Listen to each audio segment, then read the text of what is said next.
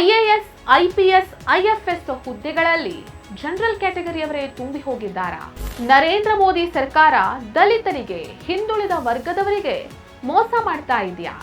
The wire ಪತ್ರಿಕೆ ಮಾಡಿರುವಂತಹ ಕಿತಾಪತಿ ಆದ್ರೂ ಏನು? ತಮಗೆ ಬೇಕಾದ ಸುದ್ದಿಗಳನ್ನ ಮಾತ್ರ ಹೇಳೋದು, ಬೇಡದೇ ಇರೋದನ್ನ ಕಟ್ ಮಾಡಿ ಬಿಸಾಕೋದು. ಇದೇನಾ ಜರ್ನಲಿಸಂ ಅಂದ್ರೆ? ಪತ್ರಿಕಾ ಸ್ವಾತಂತ್ರ್ಯ ಇಲ್ಲ ಅಂತ ಬಾಯಿ ಬಡ್ಕೊಳ್ಳುವಂತಹ ಕೆಲ ಪತ್ರಿಕೆಗಳು ಮಾಡ್ತಾ ಇರೋದು ಇದೇ ಕೆಲಸನ. ಅಷ್ಟಕ್ಕೂ ದ ವಯರ್ ಪತ್ರಿಕೆ ಮಾಡಿರುವಂತಹ ಕಿತಾಪತಿ ಆದ್ರೂ ಏನು? की रिपोर्ट है, नरवणे जी ने नहीं कहा, इतना बोल दे। रिपोर्ट पर बोले कि नरवणे ने नहीं कहा है, नरवणे का पुस्तक नहीं है, इतना स्पष्टता करे। मैगजीन तो कुछ भी लिख सकता है। ನಮಸ್ಕಾರ.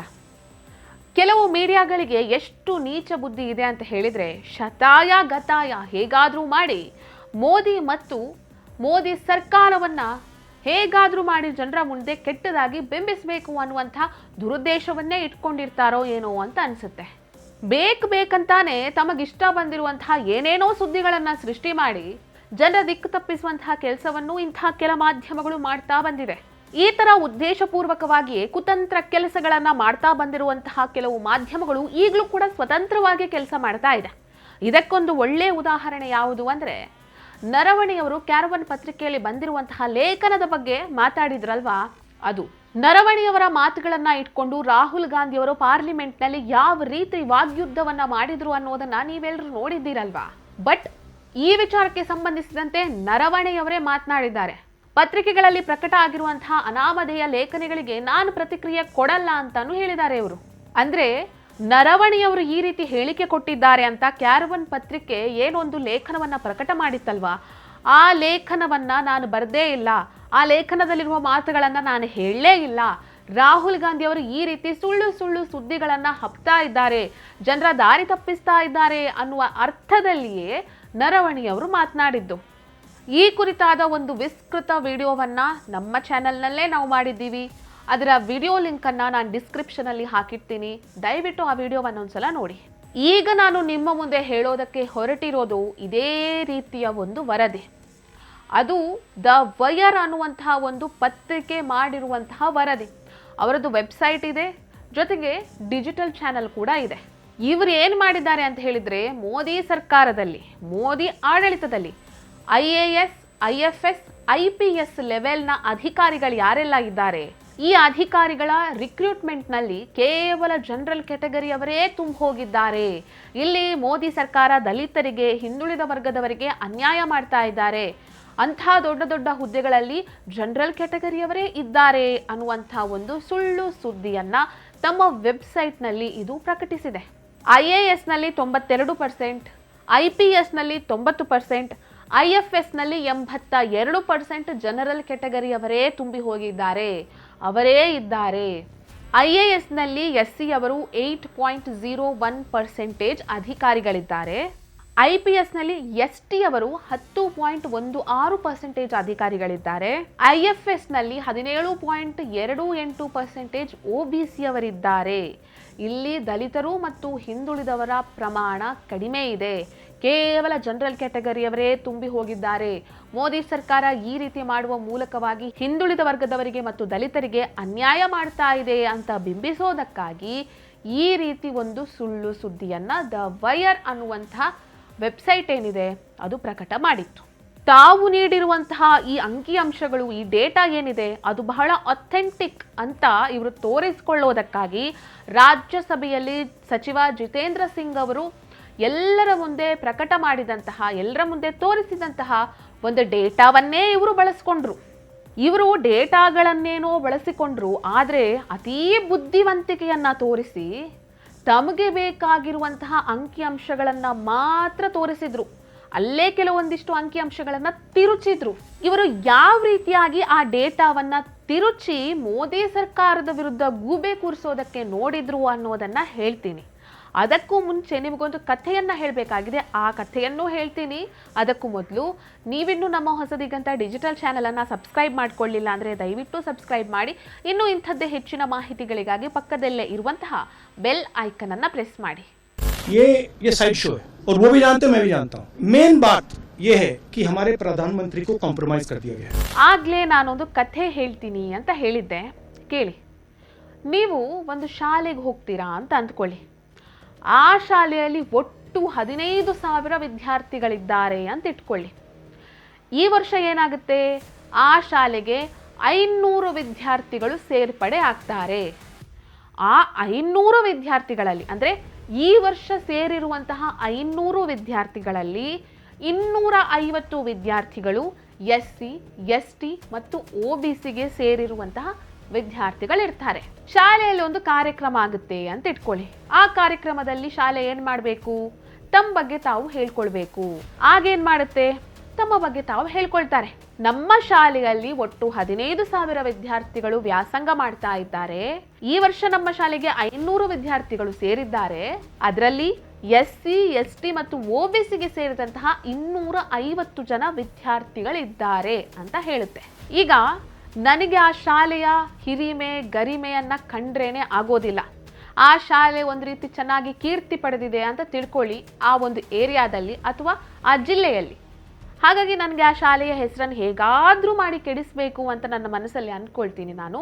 ಆಗ ನಾನೇನು ಮಾಡ್ತೀನಿ, ಶಾಲೆಯವರೇ ಒಂದು ಡೇಟಾ ಕೊಟ್ಟಿದ್ರಲ್ಲ, ಆ ಡೇಟಾವನ್ನು ತೆಗೆದುಕೊಳ್ತೀನಿ. ಯಾವ ಡೇಟಾ ತೆಗೆದುಕೊಳ್ತೀನಿ, 15,000 ವಿದ್ಯಾರ್ಥಿಗಳು ವ್ಯಾಸಂಗ ಮಾಡ್ತಿದ್ದಾರೆ, ಆ ಡೇಟಾವನ್ನು ನಾನು ತೆಗೆದುಕೊಳ್ಳೋದಿಲ್ಲ. ಈ ವರ್ಷ 500 ಜನ ಶಾಲೆಗೆ ಸೇರ್ಕೊಂಡ್ರು, ಆ ಡೇಟಾವನ್ನು ನಾನು ತೆಗೆದುಕೊಳ್ಳೋದಿಲ್ಲ. ನಾನು ತೆಗೆದುಕೊಳ್ಳೋದು SC, ST, OBCಗೆ ಸೇರಿದಂತಹ 250 ವಿದ್ಯಾರ್ಥಿಗಳು ಈ ವರ್ಷ ಅಲ್ಲಿ ಶಾಲೆಗೆ ಅಡ್ಮಿಷನ್ ಆದರೂ ಆ ಒಂದೇ ಡೇಟಾವನ್ನು ನಾನು ತಗೊಳ್ತೀನಿ.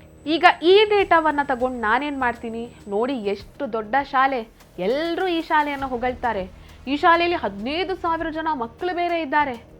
ಆದರೆ ಏನು ಮಾಡೋದು, ಈ ಸಲ ಮಾತ್ರ ಈ ಶಾಲೆಯಲ್ಲಿ ಇವ್ರು ಏನು ಮಾಡ್ಕೊಂಡಿದ್ದಾರೆ, ಈ ಶಾಲೆಯವರು ಕೇವಲ 250 ಜನ ಮಾತ್ರ SC, ST, OBCಗೆ ಸೇರಿದಂತಹ ವಿದ್ಯಾರ್ಥಿಗಳನ್ನು ತಮ್ಮ ಶಾಲೆಗೆ ಅಡ್ಮಿಷನ್ ಮಾಡ್ಕೊಂಡಿದ್ದಾರೆ ಅಂತ ನಾನು ಹೇಳೋದಕ್ಕೆ ಶುರು ಮಾಡ್ತೀನಿ.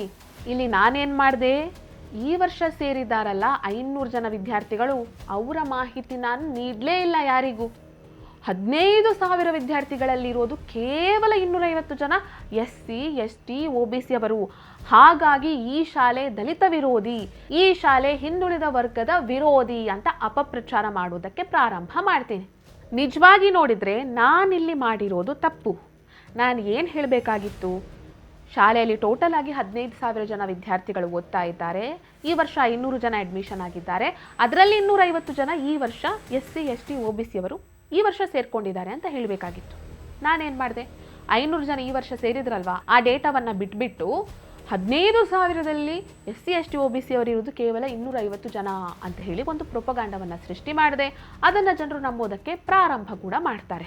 ಸೊ ಇದೇ ರೀತಿ ಒಂದು ಕಿತಾಪತಿಯನ್ನು ದ ವೈರ್ ಕೂಡ ಮಾಡಿದೆ.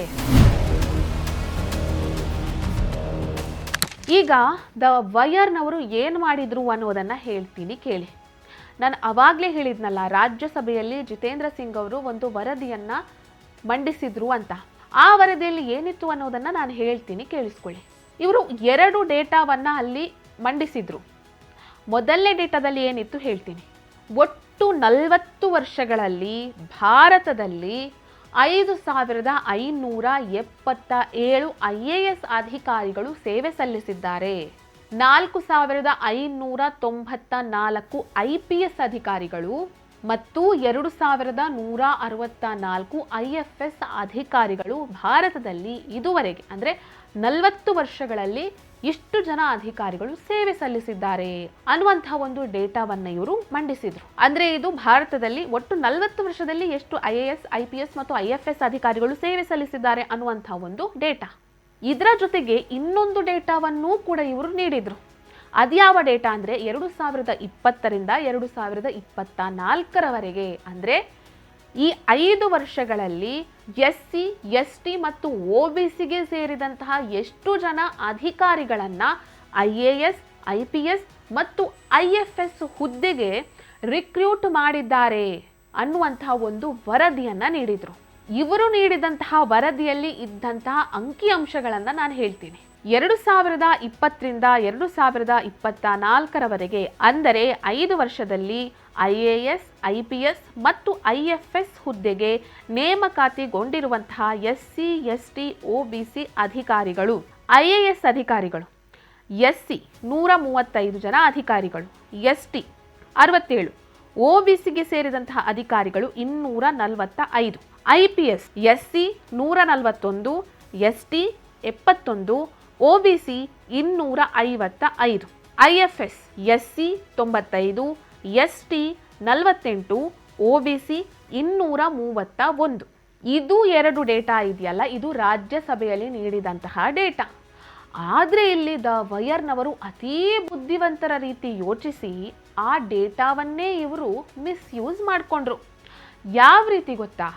Overwhelming majority of IAS, IPS, IFS from general category government data shows ಅಂತ ಹೆಡ್ಲೈನ್ ಕೊಟ್ಟು ಒಂದು ದೊಡ್ಡ ವರದಿ ಮಾಡಿದ್ರು. ಇದರ ಅರ್ಥ ಏನಂದರೆ, IAS, IPS, IFS ಹುದ್ದೆಗಳಲ್ಲಿ ಜನರಲ್ ಕ್ಯಾಟಗರಿಯವರೇ ಹೋಗಿದ್ದಾರೆ ಅಂತ.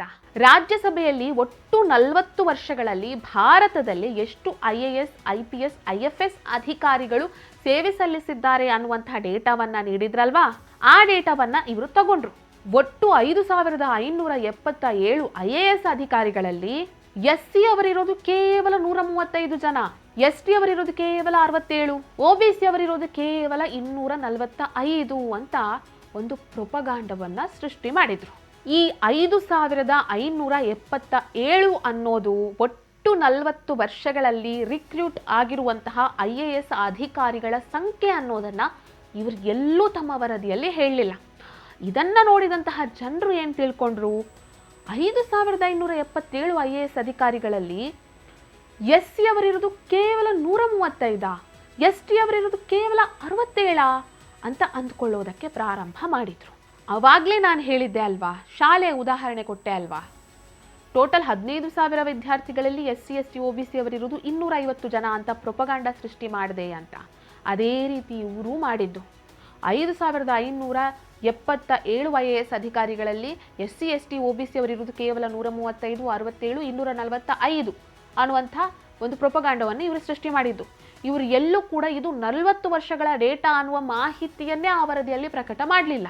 ಮತ್ತೆ 135 ಜನ SC ಅಧಿಕಾರಿಗಳು, 67 ಜನ ST ಅವರು, 245 ಜನ OBCಯ ಅಧಿಕಾರಿಗಳು, ಇವರು 5 ವರ್ಷದಲ್ಲಿ ಇದ್ದಂತಹ ಅಧಿಕಾರಿಗಳು, 5 ವರ್ಷದಲ್ಲಿ ರಿಕ್ರೂಟ್ ಮಾಡಿದಂತಹ ಅಧಿಕಾರಿಗಳ ಸಂಖ್ಯೆ ಅನ್ನುವಂಥದ್ದನ್ನು ಕೂಡ ಇವರು ಎಲ್ಲೂ ಹೇಳಲಿಲ್ಲ.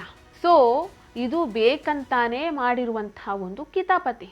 ಏನು ಈ 5 ವರ್ಷದಲ್ಲಿ ಇವರು ರಿಕ್ರೂಟ್ ಮಾಡಿದಾರಲ್ವಾ, ಇದು 2020-24 ಅವಧಿಯಲ್ಲಿ ಸಂವಿಧಾನ ಏನು ಹೇಳಿದೆ ಅದರ ಪ್ರಕಾರವಾಗಿ ಅಧಿಕಾರಿಗಳನ್ನು ಇವರು ರಿಕ್ರೂಟ್ ಮಾಡ್ಕೊಂಡಿದ್ದಾರೆ. ಸಂವಿಧಾನದಲ್ಲಿ ಏನು ಹೇಳಿದೆ?